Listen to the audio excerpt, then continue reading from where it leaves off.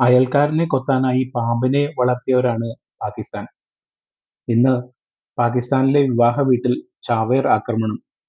കാന പാകിസ്ഥാനിലെ ഖൈബർ പഖ്തൂൺ സമാധാന സമിതി അംഗത്തിന്റെ വീട്ടിലാണ് ചാവേർ സ്ഫോടനം നടന്നത്. ഈ സമാധാന സമിതി നേതാവടക്കം 5 പേരും കൊല്ലപ്പെട്ടു.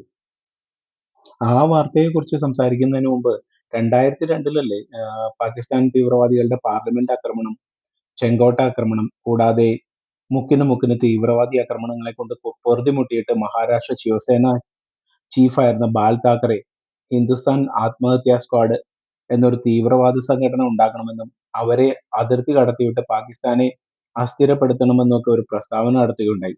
കേട്ട പാതി കേൾക്കാത്ത പാതി ഒരു മഹാൻ 13 അംഗ ആത്മഹത്യാ സ്ക്വാഡും ഉണ്ടാക്കി. ലക്ഷ്യം പാകിസ്ഥാനിൽ തീവ്രവാദം നടത്തുക. വിവരം അറിഞ്ഞ ഉടനെ തന്നെ അന്നത്തെ പ്രധാനമന്ത്രിയായിരുന്ന അടൽജി ഈ 13 അംഗ മരണ കമ്മിറ്റിയെയും നേതൃത്വം കൊടുത്തവനെയും പോട്ട പ്രകാരം, ഇന്നത്തെ UAPA പ്രകാരം പിടിച്ച് അകത്തിട്ടു. പ്രചരണം കൊടുത്ത പത്രസ്ഥാപനങ്ങൾ കണ്ടുകെട്ടി. ഫലമോ അടൽജിക്ക് ഭരണം തന്നെ നഷ്ടപ്പെട്ടു. എന്നാലും കുറ്റബോധമില്ല. കാരണം ഇടവനെ അടയ്ക്കുന്ന കോലുകൊണ്ട് വലതനും അടി കിട്ടും എന്നാണ് ചൊല്ല്. അടൽജിക്ക് ഈ ചൊല്ല് അറിയാമായിരുന്നു. അയൽക്കാരനെ കൊത്താനായി പാമ്പിനെ വളർത്തിയാൽ ആ പാമ്പ് വളർത്തുന്നവനെയും കടിക്കും എന്നത്. രസകരമായ പല സംഗതികളും ഇനിയും പറയാനുണ്ട്. നമുക്ക് ആ പാകിസ്ഥാനിലെ വാർത്തയിലേക്ക് പോകാം. പാകിസ്ഥാനിലെ ഖൈബർ പഖ്തൂൺ പ്രവിശ്യ സമാധാന സമിതി അംഗം നൂർ ആലം മഹസൂദിയുടെ വീട്ടിൽ വിവാഹ സൽക്കാരം നടക്കുന്നു. അതിനിടയിൽ ചാവേർ ബോംബ് പൊട്ടുകയും 5 പേർ കൊല്ലപ്പെടുകയും 10 പേർക്ക് പരിക്കേൽക്കുകയും ചെയ്തു. അതിഥികൾ നൃത്തം ചെയ്തുകൊണ്ടിരിക്കെയാണ് സ്ഫോടനം നടന്നത്. വീട് തകർന്ന് മേൽക്കൂര അടക്കം നിലംപൊത്തി. ഇവിടെ രക്ഷാപ്രവർത്തനം ദുഷ്കരമാണെന്നാണ് ലഭിക്കുന്ന വിവരങ്ങൾ. സമാധാന സമിതി നേതാവ് വഹീദുള്ള മഹസൂദ് ഈ ആക്രമണത്തിൽ കൊല്ലപ്പെട്ടു. 1947 മുതൽ 1970 വരെ ഇസ്ലാമിക നിയമത്തിലുള്ള ഭരണമായിരുന്നു പാകിസ്ഥാനിൽ ഉണ്ടായിരുന്നത്. എന്നാൽ 1973-ലെ ഭരണഘടനയാണ് പാകിസ്ഥാനെ ഒരു ഇസ്ലാമിക റിപ്പബ്ലിക്കായി പ്രത്യേകം പ്രഖ്യാപിച്ചത്. എല്ലാ നിയമങ്ങളും ഇസ്ലാമിക നിർദ്ദേശങ്ങൾക്ക് അനുസൃതമായിരിക്കണം എന്ന് ഇത് വ്യവസ്ഥ ചെയ്തു.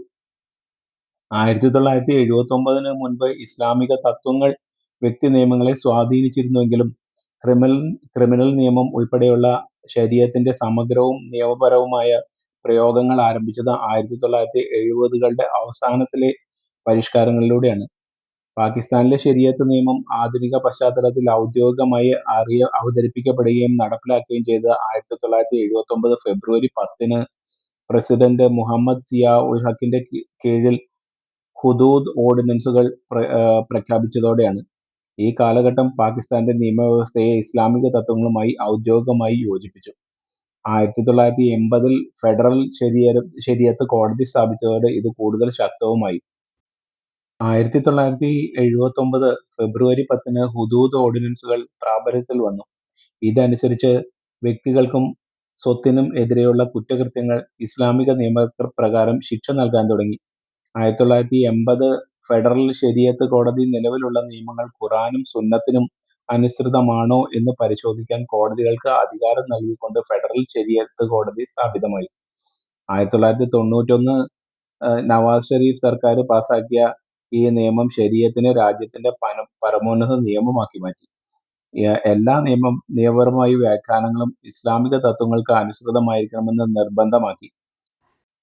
ഈ നിയമമാണ് SDPI, PFI, welfare party, Jamaate Islami തുടങ്ങിയവർ സ്വപ്നം കാണുന്ന ഭൂമിയിലെ സ്വർഗം. ഇവരുമായി സഖ്യം കൂടിയ കോൺഗ്രസിന്റെയും നിലപാട് ഇത് തന്നെയാണ്. കൂടാതെ ഇവർ സ്വപ്നം കാണുന്ന ഇസ്ലാമിക് റിപ്പബ്ലിക് ആണ് പാകിസ്ഥാൻ എന്നും ഓർക്കണം. ഒരു വെള്ളിയാഴ്ചകളിലും പള്ളിയിൽ വിശ്വാസികൾ നിസ്കാരത്തിനെത്തുമ്പോൾ ബോംബ് പൊട്ടാത്ത പ്രപഞ്ചത്തിലെ ഓരോ രാജ്യം അത് ഭാരതമാണ്.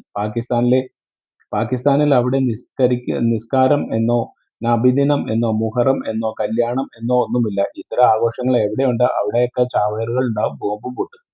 ഇന്ത്യയിലായിരുന്നെങ്കിൽ സംഘികളാണ്, RSS ആണ് ഇത് ചെയ്തത്, ഇലക്ഷൻ ജയിക്കാൻ വേണ്ടിയാണ് എന്നൊക്കെ ഇവിടെ വാർത്താ മാധ്യമങ്ങളും ഇടത് വലത് രാഷ്ട്രീയക്കാരും സാംസ്കാരിക നായകന്മാരും മറ്റുള്ളവരും എന്തൊക്കെ കോലാഹലം ഉണ്ടാക്കുമായിരുന്നു.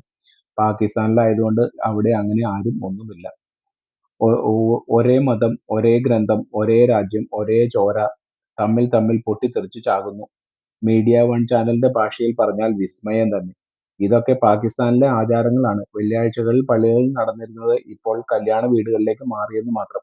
അവരെ കുറ്റം പറഞ്ഞിട്ട് കാര്യമില്ല. കല്യാണം കഴിച്ചാൽ ഒരു ഹൂറിയെ മാത്രമാണ് കിട്ടുന്നത്. എന്നാൽ സ്വർഗത്തിൽ പോയാൽ 72 ഹൂറികളെ കിട്ടുന്നു. അപ്പോൾ അതല്ലേ നല്ലത്. കൂടാതെ വിവാഹ പന്തലിൽ നിന്ന് തന്നെ നേരെ ഹൂറികളുടെ അടുത്തേക്ക് എത്തിച്ചത് വലിയ കാര്യമല്ലേ. പ്രിയപ്പെട്ടവരെ, അക്കരെ പച്ച കാണുന്നവരെ, നമ്മുടെ ജന്മനാടായ ഭാരതം, അതായത് ഇന്ത്യ സ്വർഗമാണ് എന്നറിയുക. ഇവിടുത്തെ സുഖവും സ്വാതന്ത്ര്യവും സമാധാനവും ഒന്നും മറ്റേതൊരു രാജ്യത്ത് പോയാലും നിങ്ങൾക്ക് ആർക്കും ലഭിക്കാൻ പോകുന്നില്ല. ഈ സ്വാതന്ത്ര്യവും സുഖവും തീവ്രവാദികളുടെ ആശയങ്ങൾക്ക് വേണ്ടി രാഷ്ട്രീയക്കാരുടെ പുറകെ പോയി നശിപ്പിക്കാതിരിക്കുക എന്നത് നമ്മുടെ ഓരോരുത്തരുടെയും കടമയും കർത്തവ്യവുമാണ്.